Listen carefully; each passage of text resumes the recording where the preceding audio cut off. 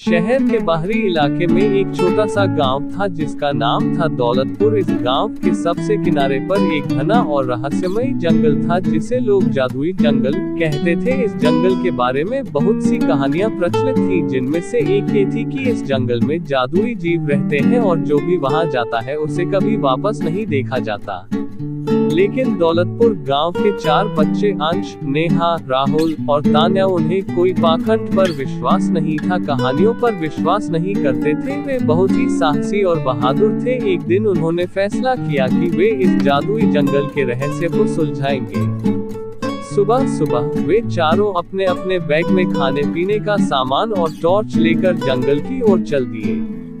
जब वे जंगल के प्रवेश द्वार पर पहुंचे तो उन्हें एक अजीब सी ठंडक महसूस हुई। जंगल के पेड़ बहुत ऊंचे और घने थे और उनकी पत्तियां चमक रही थीं जैसे कि उन पर जादू किया गया हो।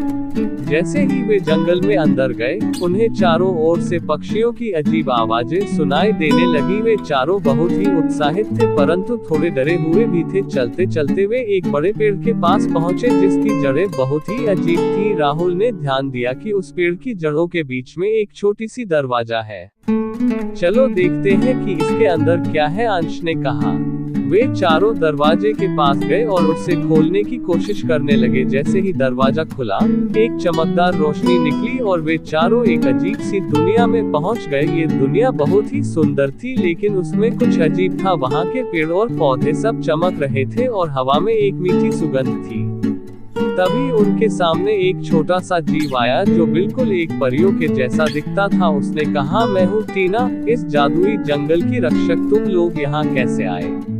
नेहा ने हिम्मत करके कहा, हम इस जंगल के रहस्य को जानने आए हैं। टीना ने मुस्कुराते हुए कहा, अगर तुम इस जंगल के रहस्य को जानना चाहते हो तो तुम्हें कई कठिनाइयों का सामना करना पड़ेगा, लेकिन अगर तुम सफल हुए तो तुम्हें यहाँ का सबसे बड़ा खजाना मिलेगा। टीना ने उन्हें पहले चुनौती के बारे में बताया।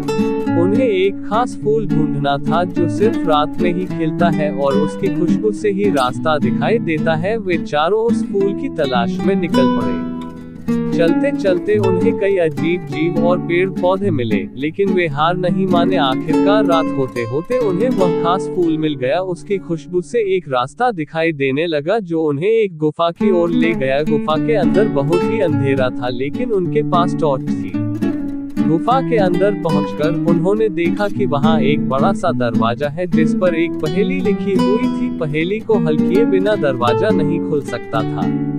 पहेली थी, मैं बिना पंखों के उड़ सकता हूँ, बिना आंखों के देख सकता हूँ, मैं बिना पैरों के दौड़ सकता हूँ, बताओ मैं कौन हूँ? वे चारों सोचने लगे। आखिरकार तान्या ने कहा, ये हवा है।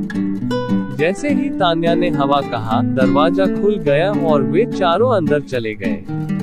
अंदर एक बड़ा सा कमरा था जिसमें सोने चांदी के खजाने भरे हुए थे, लेकिन वहां एक और दरवाजा था जो उन्हें और भी अंदर की ओर ले गया।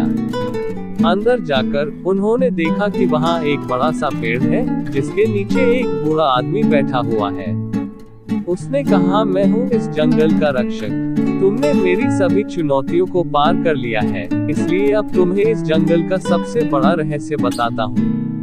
उस बूढ़े आदमी ने उन्हें बताया कि यह जंगल एक जादुई दुनिया है जो सिर्फ उन लोगों के लिए खुलती है जो दिल से साहसी और सच्चे होते हैं। यहाँ के सभी जीव और पेड़ पौधे जादुई हैं और यह जंगल हमेशा उन्हें सुरक्षित रखता है।